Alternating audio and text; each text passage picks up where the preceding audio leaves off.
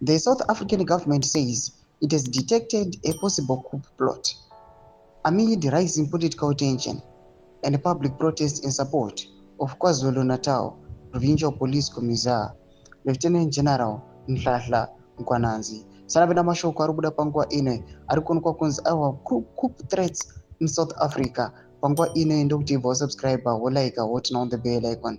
Tiendera mberi nawo zobuda nyika nchinzi Minister in the Presidency Kumbudzo Nshavheni revealed on Tuesday that security services has identified and are monitoring individuals allegedly planning to destabilize the state. In quotes, we have identified it a coup and we have put measures to mitigate against it, Sheven told journalists during a media briefing. In quotes, it's not that no one is planning, there are people planning, but we continuously monitor them and make sure we deal with it. She raised concerns over political groups and civil society organizations mobilizing in support of Mkhwanazi, suggesting there may be ulterior motives behind the protest. This week, the MK party marched to provincial police headquarters in Gauteng, demanding the arrest of Police Minister Senzo Mchunu. The party's sworn leader, Abel Tau, indicated that more demonstrations are planned. In Durban, hundreds of citizens and activists also took to the streets on Tuesday, voicing support for Mkhwanazi and demanding accountability.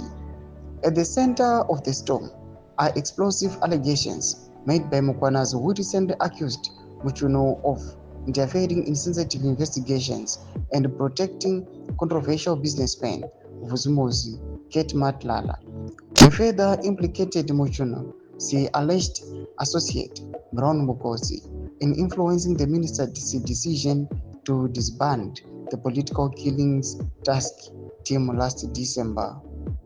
Mkhwanazi also alleged that Deputy Police Commissar for Crime Detection, General Shadrack Sibia, colluded with Mchunu to dismantle the unit.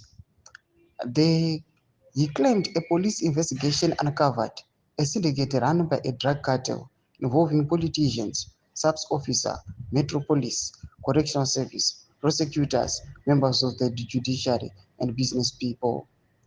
National Police Commissar General Fani Masumola has since placed Sibia on leave of absence.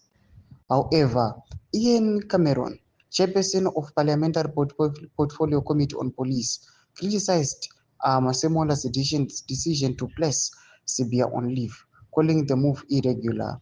As tensions escalate and investigations unfold, the country's leadership faces growing pressure to restore public trust in the security sector. This is the situation aiwa iri kuonekwa iri muSouth Africa. Tuze mafunguro enyu moti kudii pamusoro pechitiko ichi. Pana comment section medu mafunguro enyu. So subscribe or like, hit on the bell icon.